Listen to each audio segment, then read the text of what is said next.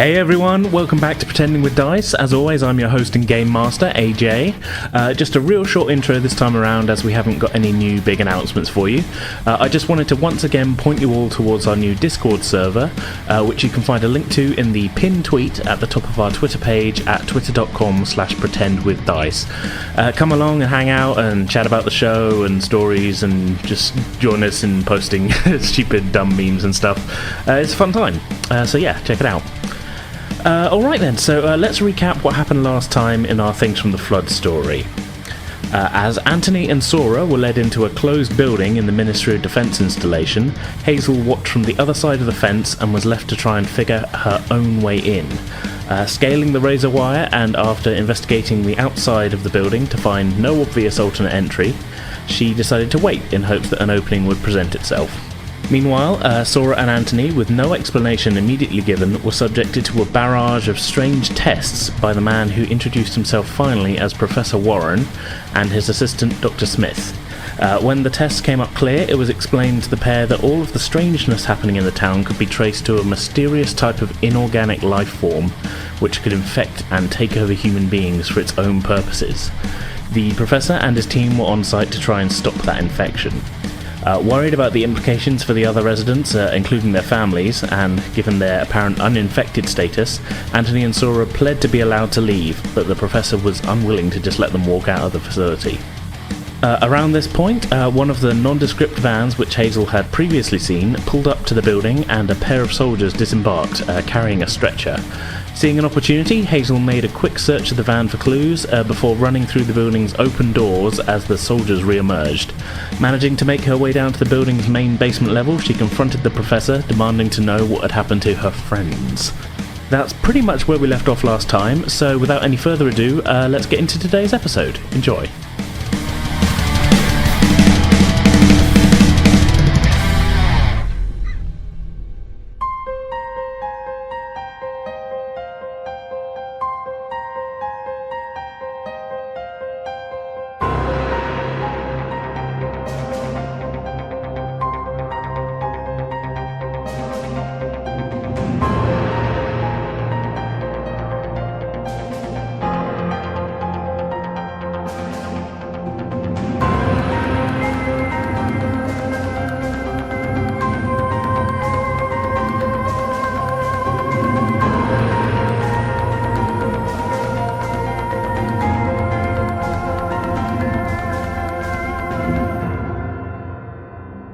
Okay, so Hazel, facing you up the corridor is a surprised-looking pair of scientists in white coats.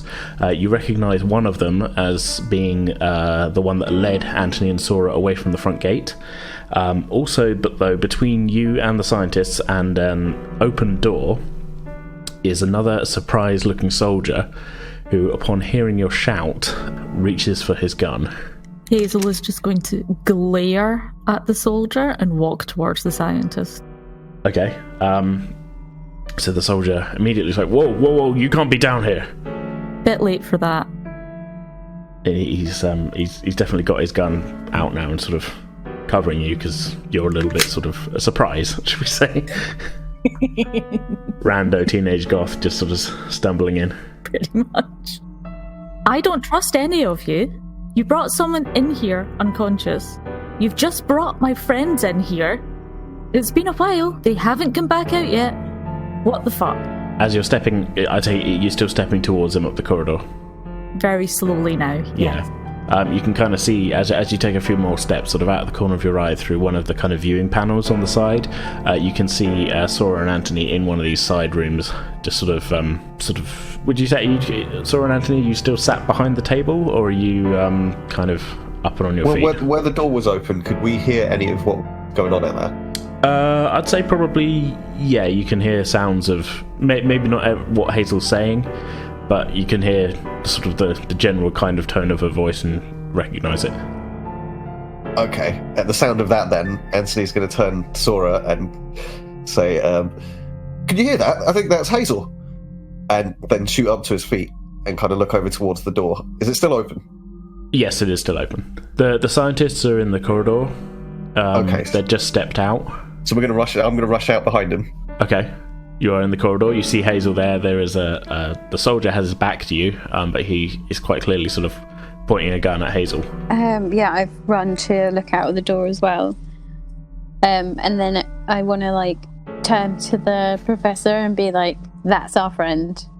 Okay, so the professor sort of... He says, well, Sergeant, please put your gun away. I believe this young lady is probably with our friends here. There's no need for violence. Young lady, would you please come closer? We'll need to run the test on you as well. He's looking very flustered. What test? He exchanges a glance with the other white-coated individual, who sort of gives him a sort of shrug. Says, well, we need to check you haven't been infected by the thing that's afflicting the town. Yeah, it's fine. We just did it. Yeah, it feels proper weird. No, don't tell her that. It will scare her. Well, we're This alright. whole right? thing is weird. All of it. We are alright, Anthony asks the one of the professors. Like, that test's not going to do anything funny to us. There's not going to be any, like, after effects or anything, is there? Well, no. I mean, you might suffer some problems hearing high-frequency noises for a couple of days, but I'm sure it should come back. That's very reassuring.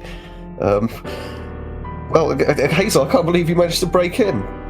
Like, are we close enough now to maybe, like, have a maybe...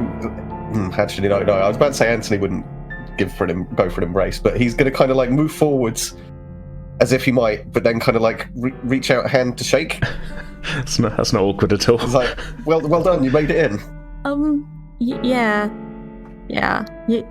I look at the soldier, like, you might want to double check some of the security. Yeah, behind you, the doors at the end of the corridor open, and the two guards who you ran past upstairs enter the corridor behind you, also with their guns drawn. The doctor goes, "Oh no, don't worry. Don't worry. Everything's under control. Please continue with your sweeps." That's what like all bad scientists say. Nothing to see here. It's all under control. I don't think he was expecting 3 teenagers to suddenly burst in. The two who followed you, they look really quite confused, a little bit out of breath. You get the feeling that they were really, as soon as the elevator got back down, they were running in, not quite sure what they'd find, but sort of reassured by the professor, they sort of retreat back to the elevator, and the doors close behind them. The female doctor hurriedly kind of holds up a plastic box and says, "Okay, can you put any metal items in here? We need to double check." Okay. And Hazel removes earrings, rings. Oh, there might be metal in my boot. Do I need to remove them as well? Yes, if you would, please. Okay. So she crouches over to take her boots off and then pulls out a circular metal amulet and then unhooks a knife from the inside of her skirts and puts all of that in the box. Hazel came ready to stab people. This is really not looking good for her at the moment. Yeah. She's proper goth. Oh no! When Anthony sees that, he gives a little whoa. She realises that with a start that she needs to also take off her pendulum necklace and is really loath to do that. And she's like, Oh, don't worry, you'll get it back. Oh, okay. Right. What's this test then? Professor says, "If you please step into this room, we need to well, it's just a simple sort of magnetic and audio spectrum run that will determine whether you've been compromised." Hazel steps in and tries to not laugh at the professor's wording. You step inside, the door closes behind you. Anthony and Sora, you get a good sort of better look at the controls that you couldn't see below the glass level when you were inside, as the professor comes across and starts fiddling with there's like a big dial that he kind of turns up on this sort of small control panel. Hazel, inside the room, you very quickly begin to hear a sort of low hum of noise that very quickly sort of rises in volume and pitch. Other than the noise, you don't really feel anything different. It's just super loud. The frequency rises, falls a few times. The professor sort of gives a sort of nod and turns the dial back down, and the door opens again. So yeah, okay. Well, it seems you're also clear of the infection. That's good. I suppose you'd better explain yourself a little bit. There'll be paperwork to fill out. How did you get in here? I climbed the fence and ran in through the door. Doctor, make a note. More cameras outside. She sort of scribbles on a clipboard. I will have to talk to those two soldiers as well. How they let you get past the door is a bit of a concern, really. But okay, well, if you join your friends, was it Kevin and Stacy, wasn't it? Please take a seat. I need to get into our records, see if we have a sort of safe house you can go to until we can get the situation more under our control. They could stay at mine. I mean, I'm afraid that this infection is a bit out of our control at the moment. We can't just let you walk away. So Hazel reaches in and pulls out the list with the addresses, and then points out her address and goes like, well, this makes it look like my house is in the clear. How did you get this list, young lady? I think when they're inside the base, soldiers' security might not be as impressive as it should be. Well, that's not ideal, is it? Okay, well, I can't argue with your logic, but yes. I need to ask you something about that, though. Okay, go ahead. Well, what is it you want to know? So, I've been finding blood in my room and in my little sister's room at night, and we don't have any injuries on us. And then last night there was some of this black goo stuff on the windowsill in her room, and then we watched it disappear. The female doctor leans in and says, "Doesn't sound like our infection." Well, the black goo does, obviously, but perhaps we ought to refer this case to the UPI division. Oh, make a note of it. We'll have to pass this on. I'm afraid I don't really have an answer for you, young lady. I mean, I can explain the black goo, this infection, as we call it. I mean, that's not really an accurate word. It's a non-organic life form. Tries, when it is outside of the body, takes the appearance of a sort of viscous black goo substance. I can't explain it disappearing, but yes. The blood, I'm afraid, I'm as clueless as you are. Is this life form, is it looking for more people to infect or be a parasite on? We believe so, yes. It once it has overtaken a host, it does its best to, one, keep itself a secret, and two, to spread itself into other life forms, take over other hosts. So could it have been trying to come in the window to infect my sister? Because frankly, if that's the case, I want to get the hell out of town. Well, there's I'll answer this part by part, I suppose. We have discovered the virus. In fact, we've been calling it X1193. X1193 has limited motor capabilities on its own. If it was coming in through the window sill, I would imagine somebody, probably another infected, left it on the outside. Certainly, we don't think it has the ability to scale the side of a building. As for leaving the town, we can't have anybody leave the quarantine zone. Oh, we're under quarantine. Yes, we're actually quite surprised that nobody in this town seems to have noticed. There's been no rail services coming through for 2 days now. Yeah, that's probably we weird. should have told them. Well, this is the issue. We're not entirely sure at this moment who's infected and who isn't, and knowing some of the behaviour of this life form, the second it found out that its presence had been noticed, it would endeavour to spread itself as far and wide as possible to escape the net, as it were. we had to be sure who was infected and who wasn't before we separated the two groups. So you've been spying on like everybody in town? Does that mean you know if my mum and dad are alright? Not everybody. Our resources are actually fairly limited, I'm afraid.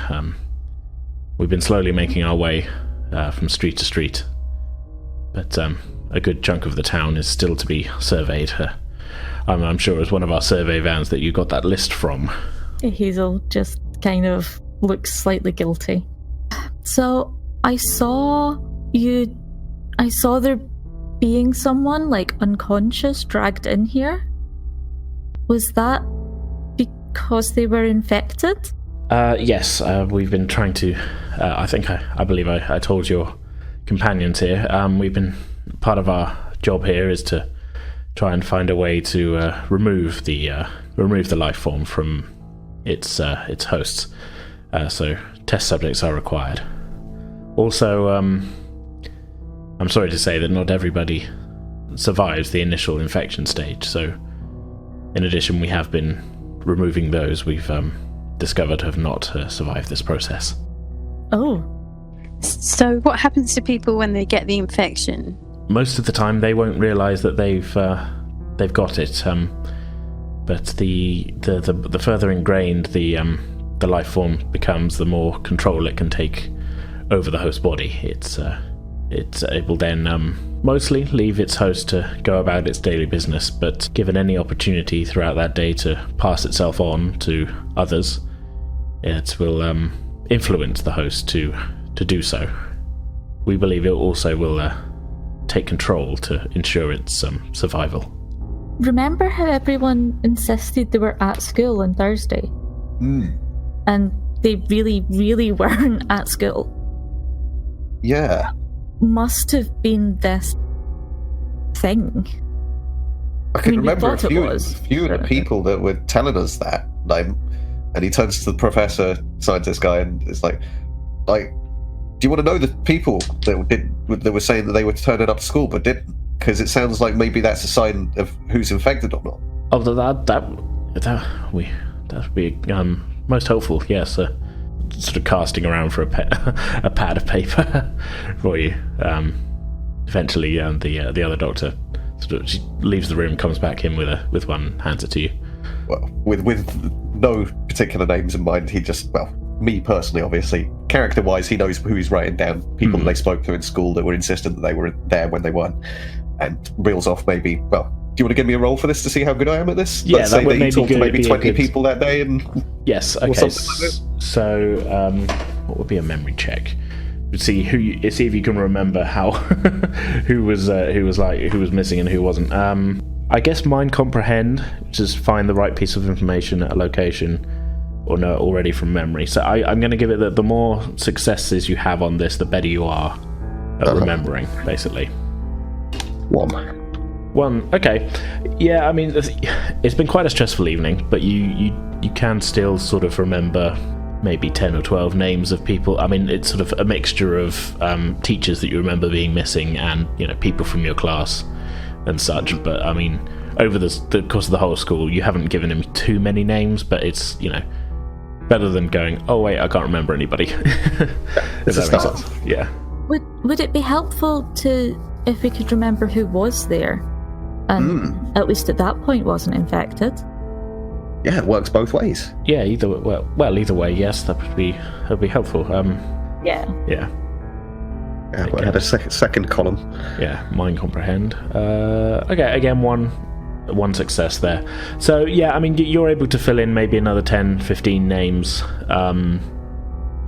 But, I mean, you got to think of it over the course of the day. You're not going to remember every single person who's missing from school.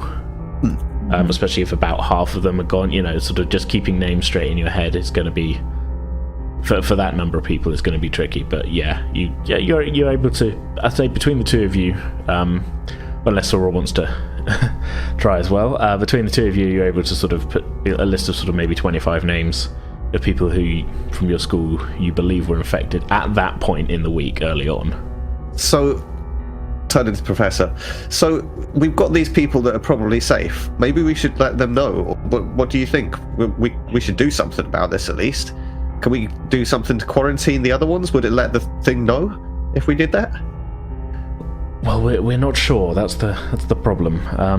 We don't know how connected the consciousnesses of the infected are. We don't know if one finds out that they've been discovered, then whether they'll all immediately know, or whether individuals are their own being. Really, it's tough to tell. The subjects we've been able to take in from for study have, well, I'm sorry to say, mainly been the ones who've not survived the procedure or have not come out of it well. So our knowledge here is a little limited. Well, I'm kind of worried, to be honest. And he turns to the girls. Like, what about our mums and dads and your sister? Like, they're all out there right now, and they don't know about what's going on. Turning back to the scientist, can we at least bring them in? And like, is it safer in here? Is it actually safer in here? He frowns for a second and says, "I thought you said your father was already infected." What? Yeah, oh, sorry, yeah, of course. And he starts sweating quite profusely because he's really torn up on this. Like, he doesn't want this, as much as his family's hard work, he doesn't want it to be hurt. I think I'm going to need some kind of lying check from you. Okie doke. So, I think this will be heart charm. Heart charm, okay, so... Gonna need 2 successes here. Oh dear. 1 success. Only 1. Okay, so they're starting to be a little bit skeptical. This is all... What did you say your name was again? Kevin? Kevin O'Neill, did you say? That's the one. Why have you written your name on this piece of paper? What have you done? Really? And he kind of flashes a look at Sora like, you're in this with me. What are we doing here? I don't know. You are dumb and do dumb things, don't you, Kev? Well... No. Hazel O'Neill, shut your mouth. Have this thing. You can't. Look, I don't know what name they gave you, but they were clearly scared of getting in trouble. Hazel has gone mad. And he's kind of split and looks between the two of you, sorry. Do you want them to try and quarantine people? Sora and then Kev and Dad end up don't know potentially in the wrong group? What happens then? That means everyone could be infected. Or that people who are infected are outside somehow and we've got no idea of what's going on. I look at this. Hazel looks at the scientist and goes, "They're not going to get in trouble for this, right?" Well, no. I mean, accurate reporting would be helpful in this case. If you've given us a false name, that would really would help. Wouldn't help our finding a safe place for you to go to. Well, full disclosure then. My name is Anthony Rober, and yeah, so it's not Kevin O'Neill. I'm sorry. I'm really sorry. And then he shoots a look at Sora. I'm really sorry. When Kev didn't come to school, we were concerned and we went looking for him. And that's when we found his dad, like, at the table with the stuff coming out of his eyes and ears. Yeah, we didn't lie about any of the other stuff. With the, like, we did see him with the black stuff all over him, and then he didn't have it on him, and yeah. And the paramedics turned up, and that's when it went away. Like, it was hiding from adults, almost, rather than from us. You didn't. Oh, I was going to say you didn't touch it, but you clearly haven't because the testing didn't cause it to reveal itself. No, it was a bit. It was just a bit too creepy to want to touch it. Yes, that's, well, good instincts there, I suppose.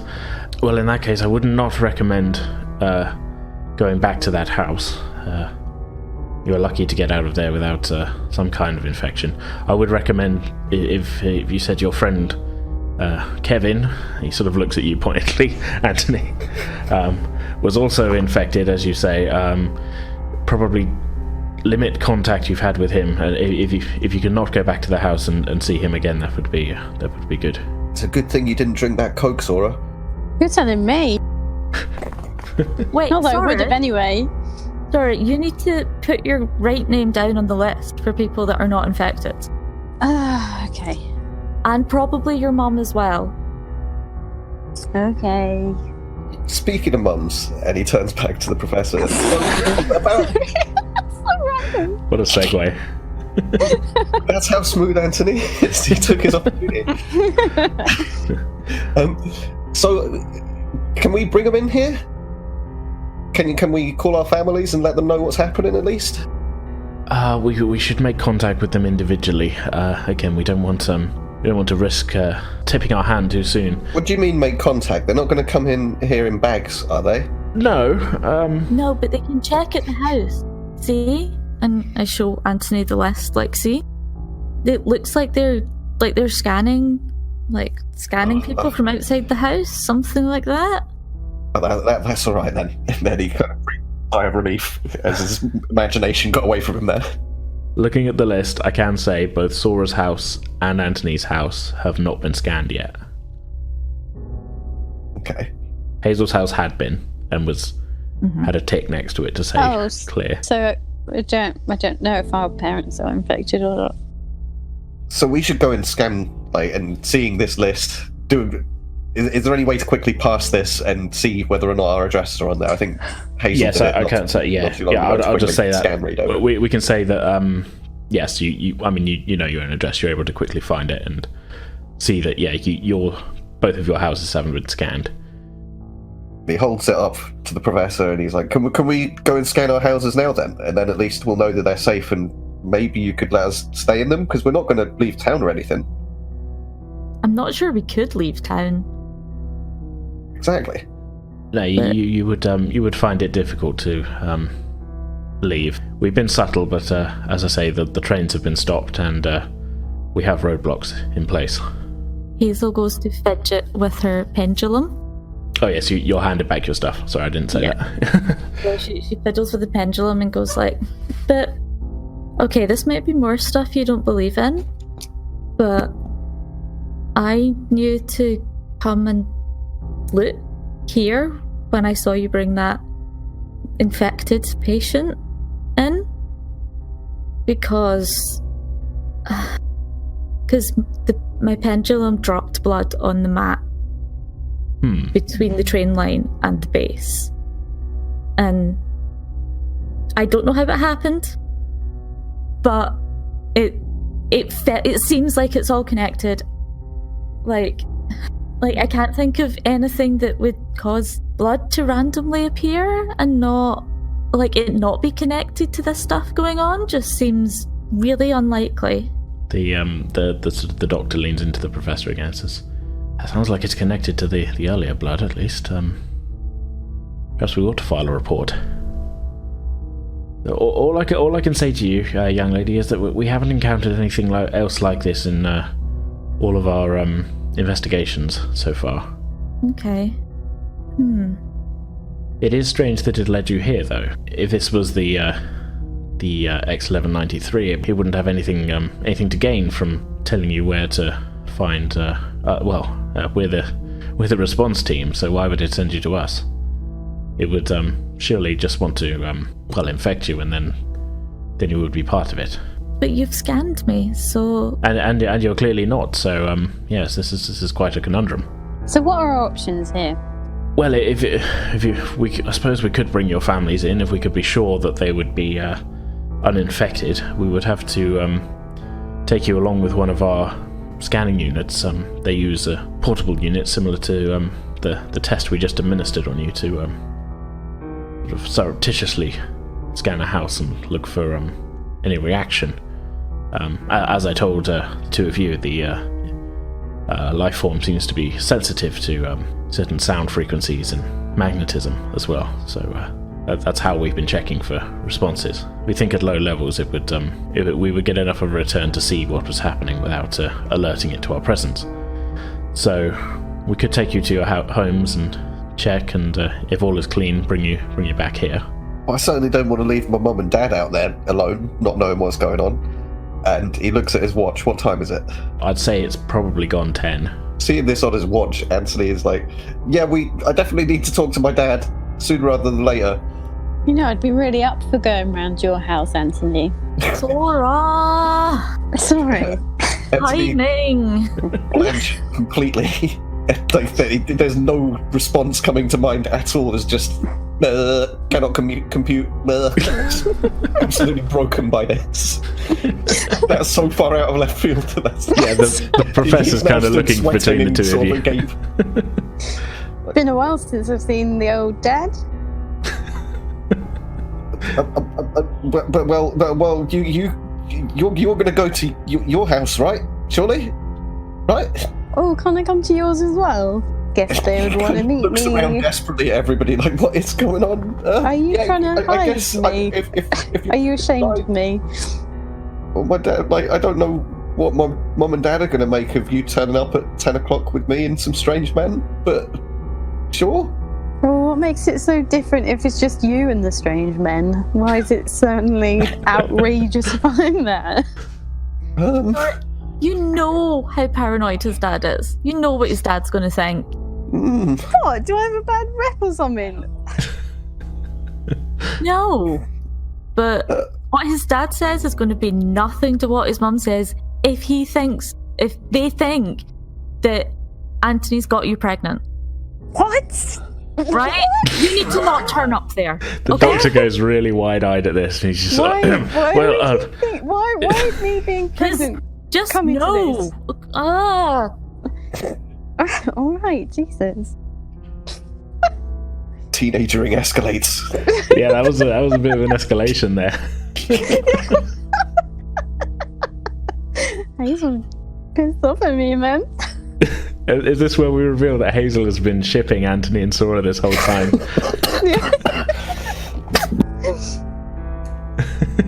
She's got her Hazel and Anthony, Sora and Anthony fanfic and everything.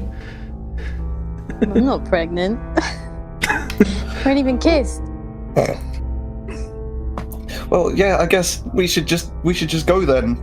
And he kind of looks up at the professor with a pleading look of like, "You're the adult here. Please take control." Well, yes, okay. This is all a little bit none of my business. I'm sure, but perhaps it would be best. Sora's like grinning because she knows she was being stupid,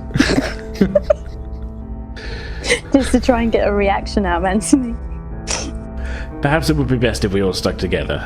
Yes, see, Hazel. Sora, I want to see Anthony's dad so bad. Sora, I don't really care. I mean, we could just stay in the van. Okay. Sounds good to me. Yeah, let's go. And he kind of let's Anthony go starts to... taking a stride towards the door as if like that's our impetus to go, right? And looks around expectantly, like, come on. Aye, let's go. The professor says, I will remain here. Dr. Smith will accompany you to make sure everybody's okay. The soldier hands him a small radio, and you hear him sort of talking to the two soldiers upstairs. He says, he's sort of explaining the situation to them, and says, "Well, I'll be waiting for you all here with your families when you get back. But be careful out there." All right. Bye, Professor. Anthony's already kind of striding off, trying to still keep the momentum. Like, come on. All right. Yeah, he just wants to get it done now because he's so worried about his dad, and there's going to be some anger to deal with, surely. Yeah. So, the doctor goes with you, and the three of you and the doctor on the elevator. As you reach the top, the doors open. The van is still there where Hazel left it. The two soldiers sort of eye you a little bit suspiciously, but they've got their orders now. And the three of you pile into the back of the van. The doctor takes a seat in the front with the two soldiers. It's kind of one of those wide vans with the three people in the front. And the three of you are, as the van pulls away, alone together for the first time since you instigated this plan to sneak into the Ministry of Defence base. I think we need to go to Anthony's house first. Anthony's. Only because you won't get Sora out of the van before you come to Anthony's. So yeah, Anthony's just silent, absolutely kind of like still staring at the floor a little bit. What's the contents of the back of this van? Is it? I'm kind of seeing.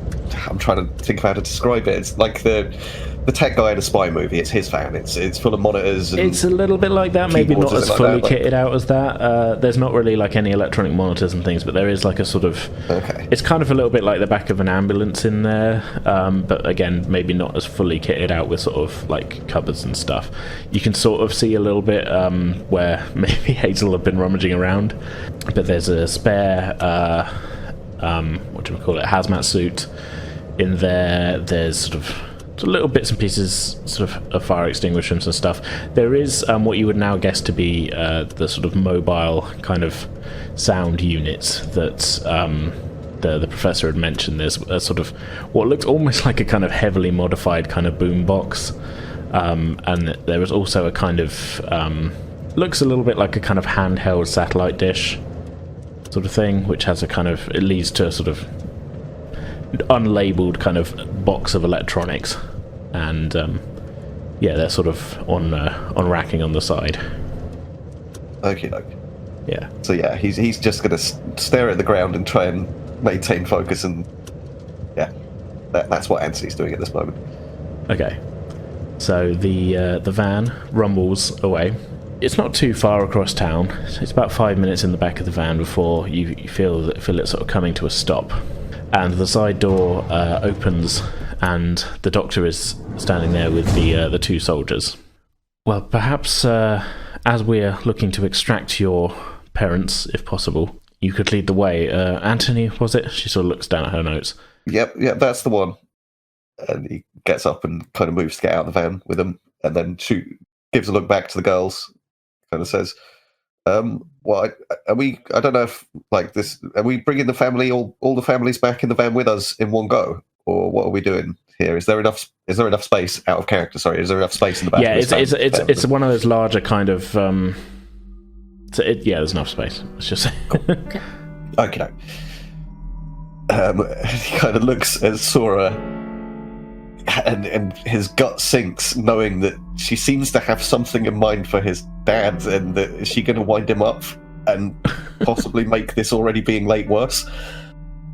And yeah, sort of narrows his eyes a little bit, but then shakes it off and walks off towards the house and says to the professor, yeah, just follow me over here, and leads him away from the van towards the house. Okay. Hazel and Sora, you staying in the van? Hazel is definitely staying in the van. Okay. I'll stay in the van. You do notice that the soldiers have picked up the sort of equipment that you noted, but they're kind of following a little bit along behind, but they are kind of looking a little bit nervous, sort of looking around, looking to see if anybody's watching, shall we say. As we approach the house, is there any indication of lights on or anything like that? Like that there are people still awake in there? Yes, the hall light is on. You say like from the front door is probably frosted glass on the front, but you can definitely see the light is on. And based on just your sort of knowledge of the house, it also looks like the kitchen light is on. Is there anybody visible? Like, I mean, we haven't really established the layout of this place in terms of like view lines and which rooms are visible from the road. And let's say no, you can't see anybody. Okay, cool. So he points over to the house and goes, "Yeah, that's my place over there." Doctor says, "Go on, lead the way. Let's get this over with." We have to go in to do this. Can you not like shoot it from the outside? Well, we can, but we get a much more accurate reading if you could take us inside. Well, what do I tell my parents? I suppose we should just tell them, you should take the lead, you should tell them everything. And he kind of like pulls himself together, like, he's the kid here, like, it's not him in charge of the situation, you're the scientist. And he sort of says to him, like, yeah, you should be the one that talks to my dad, like, you can explain why I'm late. And he's feeling a little bit more relaxed as he says that. As if you've suddenly realised you've got an excuse. That's it. This is the get out of jail free card, and if you lean super hard into it, then maybe his dad will accept on some level. Okay, okay, actually, I'm going to have you make a check for this. To see if you can convince her to take the lead on this. These are some irresponsible adults. Yeah, they are. Yeah, I think I'm going to need a heart charm on this. One success. One success needed, I should say. Oof. fail. So no successes on that. She sort of says, look, Mr. Rover, we're short on time here. Could you just open the door and we'll follow you in? Don't feel like you need to keep us a secret, but it would maybe go quicker. You know, we had easy entry, just in case. The worst. Well, all right then. And he kind of reaches into his pocket in a slightly defeated way and walks forlornly down the path towards the house. All the energy sunk back out of him again. And he puts the key in the door and turns. Okay. They are following behind you. They haven't left you to walk in on your own, but they are, they're sort of hanging back a little bit. Okay. So he opens the door. Mm-hmm. Is there any immediate sound of anything inside? Anything going on? Not that you can see. Like I say, without stepping inside, the hall light is on, and sort of a little ways down the hall, it's a doorway on the left, which is the kitchen, and there's light coming from inside there. So he kind of pops his head in and looks around sheepishly. Mum? Dad? Come in here, son. Want to have a word with you? Which room's it coming from? The kitchen. Kitchen, okay. So Anthony looks up towards the scientist and the soldier and kind of motions for them to follow and walks through towards the kitchen and says, Dad, this is pretty crazy, but... And is he sat down? What have I walked into? So you round the corner and your dad is sat at the kitchen table facing you. Your mum is sort of sat next to him, and they're just kind of looking at you as you enter. Have they got that? We've been sat here for a couple of hours sweating, and maybe we were arguing at one point, but it's just gone quiet now kind of vibe going. Oh, yeah.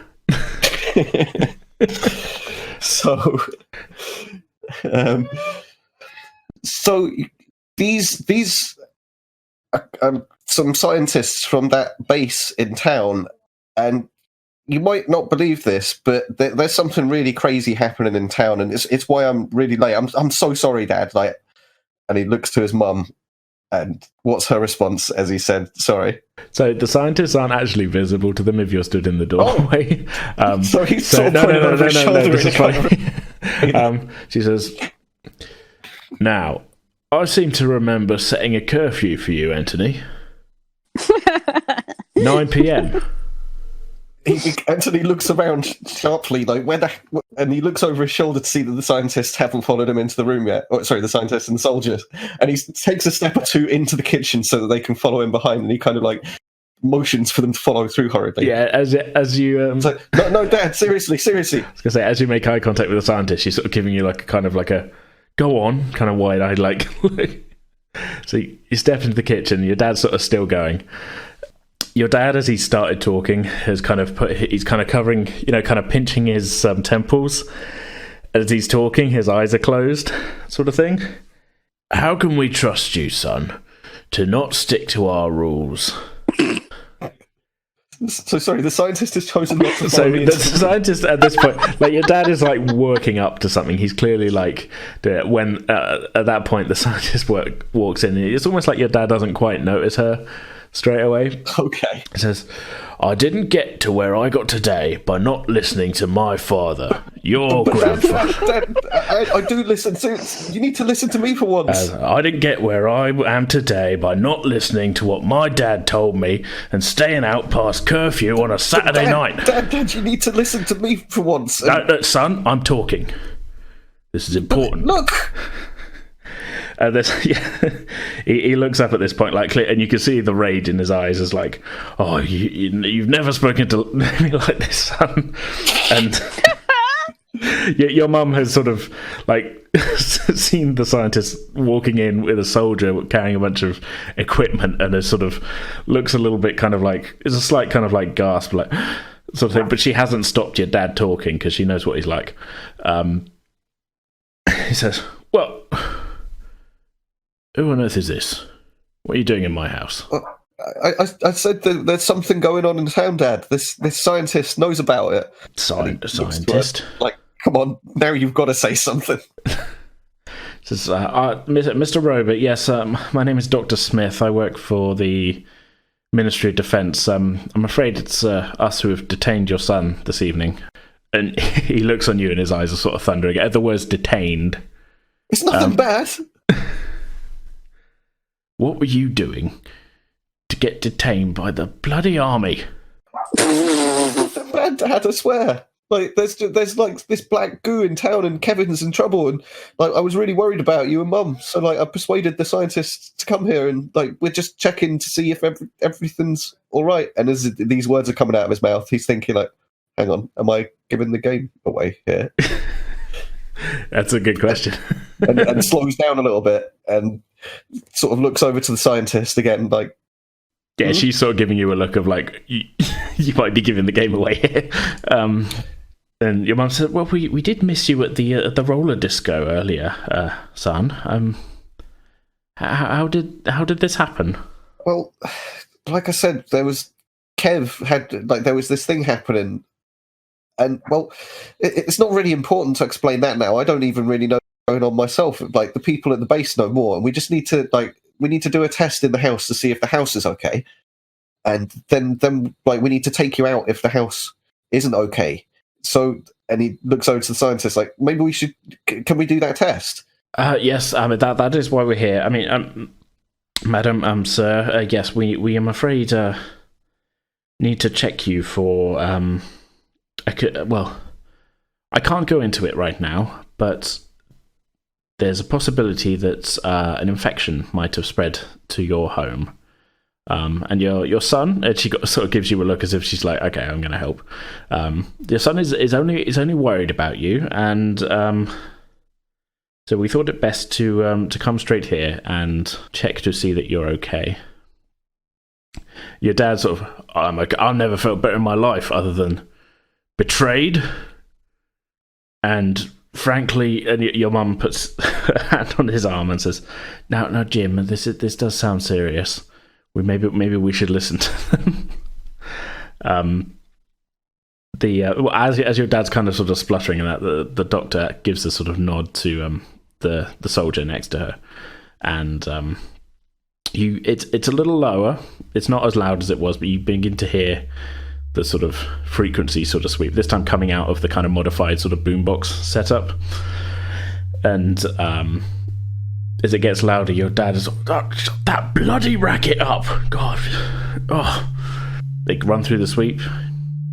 Your parents don't keel over or anything like that. And the doctor sort of looks at you and goes, well, okay. They seem to be unaffected. Sir, madam, if you would come with us, we will need to remove you to our facility for safekeeping. Should we get clothes and stuff? Do we need to pack for this? Well, it couldn't hurt. We don't know how long you will need to be down there. Anthony kind of takes this opportunity to try and move towards the door a little bit. Like, I'll just go and grab all my clothes then. Sora and Hazel, you can hear all this through a radio in the van. That you guess is attached to the one of the soldiers. So just to keep you in the loop. Okay. You can hear the anger in Anthony's dad's voice, and it does sound fairly familiar. You remember from younger days. God, listen to him going on. As usual. He just sounds horrible. I know. God. Anthony should just stick up to him. I mean, I'm listening to him. I can see why Anthony's so scared of getting into a massive argument. I don't listen to anything my mum says. What stark contrast. So, okay, Anthony, let's actually... Okay, are you sort of panic grabbing stuff? Yeah, just anything that's clean out of the cupboard. Just okay. Especially with the fact that that was just a move to get out of the room more than anything else. To get away from Anne's glaring presence for a minute or two, just to collect his thoughts. So you take a couple of steps up the corridor, and you can't hear the words, but again, you can sort of hear your parents talking with the scientist, and your dad. You come to know his tone over your life. You can tell it's almost like he's talking through gritted teeth, but it's it's like he'd worked himself up to shout at you for what in his mind was a very specific situation, and that's now been derailed, and he doesn't quite know where to put his feelings. He's fully fueled up, but there's nothing to spend it on. He's like a spinning top that had been fully spun, and then we haven't got anywhere to spin this. If that makes sense. It's a weird analogy. But so you've come to notice this. Like it's actually become, should we say, like a tactic that you've seen your mum deploy sometimes. If just give him a slight derailment and he'll calm down, sort of thing. Okay. Grab all the bits and pieces that he logically needs. Grab a toothbrush, and then kind of runs downstairs. And with everything packed, then kind of looks at his parents like, and looks at the scientist. Where are they at in conversation at this point? What are they actually talking about? Are they explaining things? Is the scientist breaking it down for them? So you get the feeling that the scientist isn't fully breaking it down for them, but she's maybe given them enough to sort of at least convince them to come with you. She's sort of, your dad needs a bit of placating. Your mum is a little bit more sort of willing to listen, if that makes sense. Okay. But she's almost sort of you kind of walk in and say, well, I can explain properly when we return to the facility. As for now, we don't know who might be listening. We do not want to cause a panic, shall I say. Your dad sort of grumbling, this is my boy's fault somehow. I just know it. Can we hear them now? Yes. Like, interact. So Hazel turns and looks at Anthony's dad and is like, okay. Sorry. Yeah. No. Let's say at this point then, so that you're kind of. We'll skip to you've all kind of getting into the van. Yeah. The parents get some clothes. We'll get in the van. Yeah. No need to roleplay grabbing clothes from cupboards and things, I think. Yeah. So everybody piles back into the van with the intention of, along with Anthony's parents, with the intention of now going to Sora's house. Okay. Hazel's going to look at Anthony's dad and be like, "Your son might have just saved your life. Quit bitching." He goes a quite deep red colour. Anthony goes in the exact opposite direction in terms of colour. All colour drains. You kind of get the feeling that maybe nobody's spoken to your dad like this in a while, and he doesn't know how to deal with it. As the director of a leisure centre, he's used to a certain level of respect.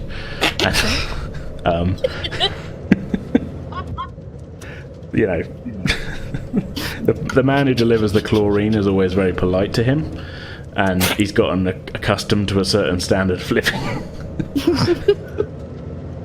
He's browbeaten everybody around him in submission at this point. Yeah, like I say, I joke, but yeah, he's really sort of, he doesn't think he's doing anything wrong, shall we say, and so he's not used to being talked to like that. Okay, so we can skip to turning up at Sora's if you like. Yeah. Yeah. Okay, so the van comes to another stop, and the side door opens, and the doctor sort of looks at you now, Sora, says, Would you like to? We can follow a similar procedure to your friend here, if you would like to lead the way. All right. So Sora just nods, and then she gets out the back of the van, goes to her front door, and gets her keys out, opens it up, and she just kind of stands there, and she's like, "Mom," and just stands there expectantly, waiting for her mum to reply. There is no reply. Oh, shit. So Sora furrows her brows like, this is odd. So she walks into the living room next to the front door to see if she's in there. The living room is, the lights are off. There's, as far as you can tell, it looks undisturbed. It almost looks like your mum hasn't been here this evening, if that makes sense. You're used to your mum sort of, she'll come and she'll have maybe a glass of wine in the evening or something, and yeah. So it looks like she's been out. It looks like she's been out, yeah. Okay, so since all the lights are off and there's no movement in the house, Sora just turns back to the men. Are they behind me as well? Yeah, they're kind of waiting pretty much actually at the end of, they're kind of waiting to be signalled in. So we could say they were kind of waiting by the wall where Kev had left you the can of Coke. That old Coke. Yeah. Such fond memories. that wall was brought. Today's episode brought to you by the Coca-Cola Corporation. Yeah. Brought to you by Kev. And so she just walks back kind of a little dejectedly, and she's like, oh wait, do I have to grab stuff? You can do what you like. Tell me what you want to do. So we're staying somewhere, so I just go up to my room quickly, shove a duffel bag full of regular items, and then when I come back downstairs, I walk towards the guy on the wall, and I'm by the wall, and I'm just like, yeah, she's not actually home, so I guess you guys can just go in. And she makes her way back to the van unless they have something to say. Okay, so the soldiers enter the house, the doctor following them, and you're just about to open the van door again, and you hear not a full shout because it's late, but from your left, as you look up the road, your mum is walking towards you. Sora! Oh, Mum! What are you doing? Oh, Mum, there's like this virus going about town, and this van is here to check if we're clean. Where have you been? What virus? There's like some kind of epidemic in town. Epidemic? I haven't heard about this. I don't know, they just kind of turned up here. And they're doing it to everyone. So that's it, really. And she looks reluctant to have to explain any more than she has to. So your mum says, "Come on, let's get inside the house. If there's a problem, I don't want you with strange people." No, we're not allowed to go in there. Well, what are you talking? This is our house. Yeah, I know, Mum, but we're being quarantined, and we can't go back home right now. So quarantine? Grab your stuff. Who's quarantining? The government. What? Just us? No. Everyone. The whole town? Well, unless you're infected, then obviously you can't go into quarantine, Mum. Interesting. Wait here. Okay. And then just sit down. Your mum goes inside the house. A minute passes. And you hear the sound of gunfire.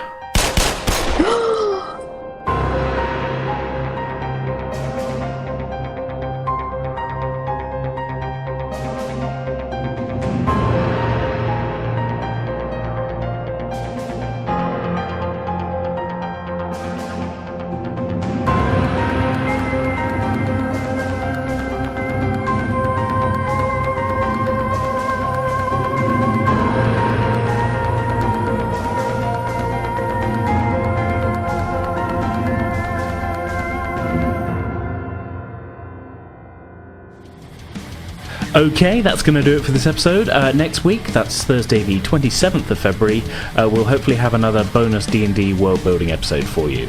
And of course, we'll be back as usual in 2 weeks' time on Thursday the 5th of March with the next chapter of our Things from the Flood story, continuing where we left off today.